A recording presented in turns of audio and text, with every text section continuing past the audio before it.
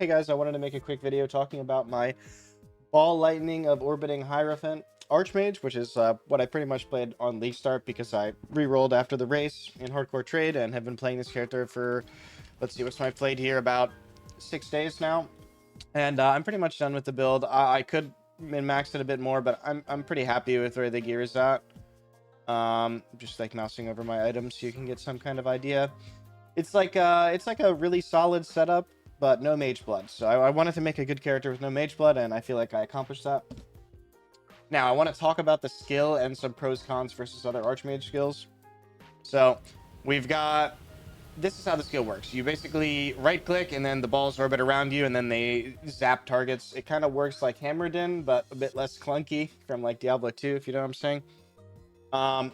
Why this skill over Vortex or Projection? So I think Vortex or Projection probably does about double the damage of Ball Lightning of Orbiting. So just keep that in mind. But the playstyle is 2-button, and in my opinion, it's pretty clunky. Whereas with this, I can kind of just like set up my buttons and just hold right click down and have no problems fighting anything. And then I just recover through most of the damage. Damage in general is not a problem because of our Merc, which I will show my Merc gear a little bit later. So that's why I enjoy this skill more. The playstyle in general just feels better to me.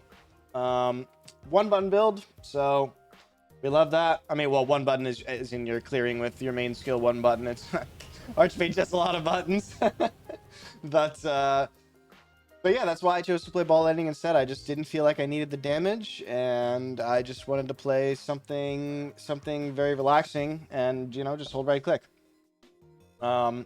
Now, Archmage in general, kind of just stacks mana, stacks health, stacks ES, and that's your pool. Like, you don't have a ton of mitigation. You have a big pool, and you have some avoidance with Grace, but you don't have a lot of...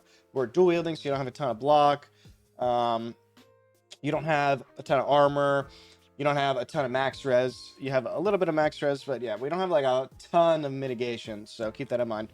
But I've just been blasting tier 17 Abyss strat now for like 4 or 5 days, and the maps I've been running, like here's an example. I just kind of run tank mod maps and maybe 1 or 2 damage mods max, and other than that, it felt pretty safe doing the Abyss strat. That's pretty popular. It'll be in the Google document in my description below, along with the rejects. Keep in mind the rejects is going to be hardcore, so you can probably get away with rolling your maps a little rippier in softcore, and maybe you die every once in a while, but you're going to get more juice. Yeah, let's do a quick Minotaur. I wanted to show you guys a Minnow just to get like some idea of how the mapping works, and then I'll do a quick, a little bit of an Uber Maven. I don't want to do the full fight, just because that would take a long time. So we're going to put in the Minotaur here. One of my captors felt no How the playstyle works is you just like Frostblink of Wintry Blast, which clears a lot of the map, honestly. And then you just press 1 or 2 Ball Lightnings when you jump on a pack, and that should clear it. No problems. It's a pretty mobile build, especially if you have a good cast speed. And I would estimate the single target to be somewhere around 50 million with like a bunch of orbs floating around your character. It's kind of hard to approximate the DPS of Ball Lightning because of the character model. And I'll even click a Fizzeli altar here. Why not? Because of the character model you're hitting, and then also just like overall so many conditionals on Archmage. Just wait for him to come up here and then drop my buttons, and then we literally just hold right click and he just kind of dies. So damage is pretty high. Minnow I think has like 32 million HP, and we killed him before we were even like halfway ramped. So I'll do a quick Uber Maven phase 1 as well. You do have to be a little bit careful of your Merc here. It can kill you, but just so you guys can get some idea. She has some DR at the start, so The prize base comes to join. but it's pretty similar idea. You just kind of want to put your Sigil of Power down, put your Frost Shield down, sit in them, and just cast, That's all. Cast Punishment as well. She moved, which is a little unlucky, but You were gonna say. A cascade of pain. alright, that's just a quick P1. That boss definitely has a little bit of DR at the start, but yeah, damage is pretty high, as you can see. All that being said, let's get into the POB and talk about it a little bit. All right, let's look into the POB here. So first and foremost, this is just a standard like Archmage POB. We're clicking all the mana stuff. We're clicking some spell suppression. I did opt for Energy Shield Leech. It feels really, really good on this skill. And then we also have Life Leech. So as long as you're casting your spells and not getting one shot, like you're just not gonna die to multi-hit attacks. Big important items here as far as Archmage are concerned is Unnatural plus Militant Faith with reduced mana cost. Pretty much solves your mana recovery, although I would suggest also adding in the mana recovery rate implicit on chest instead of Physically, just to get that little bit of extra mana recovery, because sometimes if you're holding down right click and you're not getting any procs, the mana can get a little annoying before getting the next Arcane Cloak cast off. And then the cool things this league that are nice is that I took 2 masteries here, which are just doing nothing for you, but I put the rune graphs in the config. You're going to want to use these 2. The +1 to level of all non-exceptional support gems just gets you 1 extra level on Archmage, which gives you a bit of extra added lightning damage. It's not that big. Like you see, if I just take the line out here, it's like, 3 million damage when you're already dealing. Like it's not that huge. I would say like that's the last thing you want to take in the tree. And honestly, maybe even clicking like a mana node just ends up being better, just in terms of like HP, EHP value.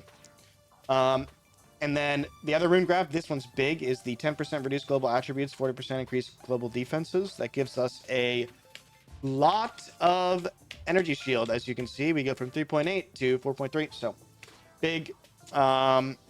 As far as the items are concerned, it's pretty high end, so keep that in mind when you're looking through them. I wanted to make like a really solid setup with no mage blood, so the rare items ended up being pretty hard. I'll probably put in the notes section how to craft most of them. So let's talk about the Merc gear. So I didn't go crazy with the Merc gear. I'll put a link to what I would kind of go for.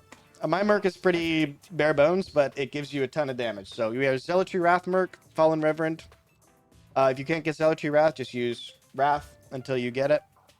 We're running the Doriani's prototype with 2 minus lightning res rings, so we are at negative 200 lightning res. My Merc has rarely died, honestly. Like, he dies once every like 2 days, and I play for like 8+ hours a day, so it's only in very, very rippy maps. You could probably get him more tanky, but and then to help with the defense, we're converting away from lightning damage. I would use Eyes of the Great Wolf here, but there wasn't any in hardcore trades, so I just settled for a random talisman. Dawnbreaker to also convert damage away from lightning and also give some fizz mitigation. This helmet is just so my guy summons less minions because I find the minions to be very annoying. Regen on belt. You could run Comb's Binding for some more fizz mitigation, but I just ran Immortal Flesh because I didn't want my Merc to die. This should be a Darkseer. I didn't bother spending the currency for Darkseer, but Darkseer would definitely be what I'd use over Singularity. And then I kind of cheaped out on the gloves and boots. They're just like life res items. You could get Enfeeble on hit gloves here, but they're just life res movement speed, pretty standard. And yeah, that's my Merc.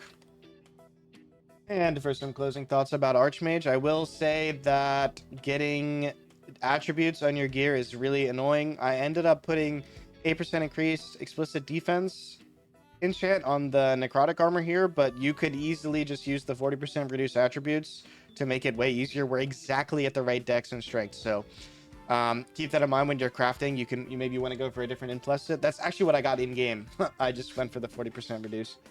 Just so that I would need less dex on my character, as you can see here. So that's just an option for you. But yeah, in general, just, Archmage is really good. I really like this build. I played it a lot. So, 6 days playtime. I just kind of want to move on to something that can run a bit more T17 mods just to make it easier to roll my maps. And, something that's like a lot more high budget. And just play something different, But the build is really strong, and I hope this video kind of gives you an idea of how to make your character if you're making a ball lightning Archmage guy. And yeah, have fun with the build. Hope you enjoy it.